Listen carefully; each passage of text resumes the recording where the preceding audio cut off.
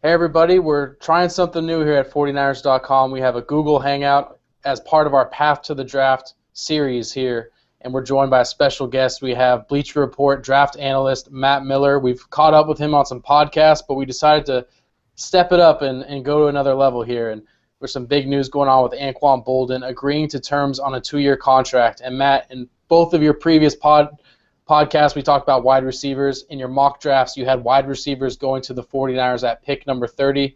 So with this Bolden news, how does that change your next mock draft? Well, Taylor, I think it kind of helps me focus more on the type of player the 49ers need at pick number 30. You know, Bolden, obviously, a big receiver, a guy who can be more of an intermediate target for Colin Kaepernick. And then you have Michael Crabtree on the other side. And we're talking about two physical receivers, but guys who don't have great speed to really stretch the field. So for me, this helps narrow the focus that if the 49ers are looking for a receiver in the first round, I'm looking for a guy with some playmaking speed. So maybe a guy more like what we see in Brandon Cooks or even Marquise Lee, from down at USC, a guy who's had some speed and ability to make plays after the catch. So the Bolden deal, I mean, obviously it's great for the 49ers, keeping that chemistry for Kaepernick, giving him another kind of go-to wide receiver and a safety valve. But if you're looking to complete the offense, I think you need a receiver who has that deep speed to kind of stretch a defense and finally let Kaepernick show off that deep arm. You mentioned Brandon Cooks, and if you look at drafts all over the country, that seems to be the name that is most paired with the 49ers right now. But obviously this Bolden news might change everything. And you look further down the list of wide receivers, a name that really speaks to me is Odell Beckham and his teammate Jarvis Landry. If you look at what we did last year with Eric Reed at the number 18 overall selection, moving up to get an SEC performer who really stood his shoulders high with this NFL starting defense and ran all the way to the Pro Bowl. LSU seems to be a factory for NFL prospects. These wide receivers you're hearing, Beckham and Landry, what do you like about their game, and could they be an option at number 30? Well, I like both of these guys a lot. I'll start with Odell Beckham because I have him rated a little bit higher than Jarvis Landry. But for a smaller receiver, he's incredibly tough. And he's able to make those contested catches, but he does have the speed. And when we saw in Indianapolis at the Combine, he was one of the faster receivers there. So he has that deep speed. He is a smaller guy, but tracks the ball well. Has a great vertical leap, which really helps separate these smaller guys because then you can go up and start contesting some jump balls. Jarvis Landry didn't have the great combine performance. He tweaked his hamstring running. I think his official time was in the 4.65 range, but obviously got hurt. I liked Landry a lot as kind of that over-the-middle intermediate target guy. Probably more similar to Michael Crabtree in that way that he's like a small forward playing basketball. He does a great job using his body to get position from defenders. And again, not a really big guy, but just has great body awareness, good flexibility, and he's incredibly tough over the middle. So like you said, LSU does a great job really kind of developing players. The 49ers have tapped into that with Eric Reed, especially last year. Beckham I would expect to be off the board by pick number 30. Jarvis Landry could definitely still be in that range. I think there's a tier of receivers where you're talking about Cooks or Lee, Jarvis Landry, Allen Robinson. Those guys are all kind of grouped in together. Unless there's a run on wide receivers in the 20s, you know, it seems like the Chiefs needing a receiver in there, then we could still see someone like Landry there at pick number 30.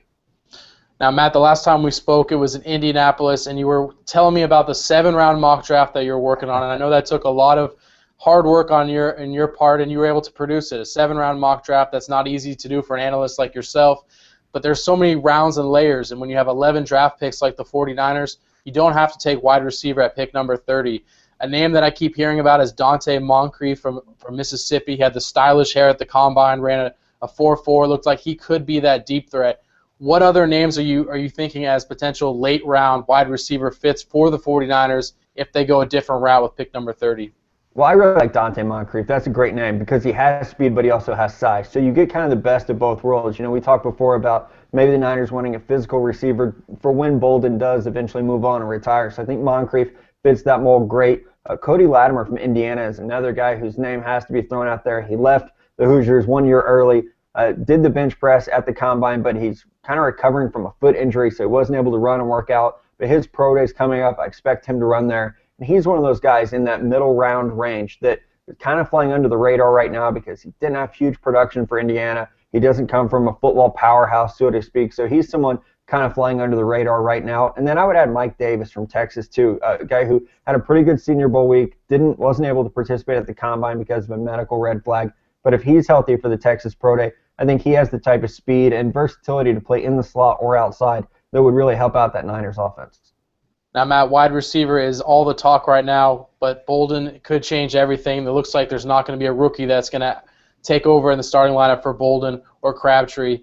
But the news right now that we're all talking about is Jim Harbaugh attending Jimmy Garoppolo's pro day at Northwestern, even had a private throwing session for 45 minutes. What do you like about Jimmy Garoppolo's game, and could he be a fit with the 49ers potentially as a backup to Colin Kaepernick? Well, I really like Jimmy Garoppolo. I think he's a raw quarterback prospect, the guy who definitely needs coached up. But obviously Coach Harbaugh is great at mentoring quarterbacks. When you look at Garoppolo, you see a guy who he really does everything quick. Whether it's his 3- and 5-step drops right from center, he has very even, balanced, quick footwork. His release, it's compact, it's over the top. He gets the ball out of his hand very quickly. And while he's not a runner, I think he has good agility to make plays outside the pocket. He's a guy compared a lot to Tony Romo in that he's a good athlete, not necessarily a designed runner or a guy you're going to, have him run in the read option, but he can make plays when the pocket breaks down. Now, as a backup, it would be a surprise for me because I think a lot of teams do view Garoppolo as a potential starting quarterback. We've heard the Houston Texans might have some interest in him as a player, but he's definitely a name that's kind of buzzing right now. Everyone's talking about him as the unknown quarterback where you have so many big names at the top of the draft. So if he happened to fall, I think absolutely he would be a great fit for the Niners as a backup because he does have some arm strength and could run a similar system to what Kaepernick does as a passer. But as of right now, it seems like he's going to be a player targeted to start early as opposed to being a backup. That's a great point. Garoppolo could be there early in the second round, judging on the mock drafts, and you never know. Quarterback could be a late first-round pick if someone moves up to get a player like Garoppolo. Another position of need for the 49ers right now could be at center. Daniel Kilgore signed to an extension. He appears to be in line to compete for that job, but what if they get a center in the draft to compete with Kilgore, potentially Joe Looney at center? What are some names that come to mind? Who could be a potential draft pick at center for the 49ers? Well, this center class isn't as deep as we maybe have seen in other years. Last year, Travis Frederick went in the first round, but Marcus Martin from USC is probably the biggest name guy. He came out of school early, but is just a tremendous athlete. And I think not only can play right now, but has good upside. Just an established run blocker. I think he can get better in the pass game quickly. He'll probably be the first guy off the board. And then you look at someone like Travis Swanson from Arkansas. Coming out of a pro-style system, played in the SEC, is able to just kind of quietly go about his job and doesn't necessarily do anything great, but he's also not terrible in any respect. You kind of forget he's on the field at times because he just does his job. So Swanson's a guy I think could definitely compete for that job. Now, I'm excited to see what Kilgore does. I was a big fan of his coming out of college, so it'll be fun that on an offense like that, there's very rarely openings for a starting job. So center could be a fun spot to watch. Definitely. Daniel Kilgore has shown that he's taken his game to another level each year with the team, so it'll be interesting to see how he competes if there's another rookie in the mix. Matt Miller does a great job on BleacherReport.com. Make sure you check out all of his articles. He's keeping us informed every step of the way in the NFL draft process, and we'll get to the defense next. Thank you.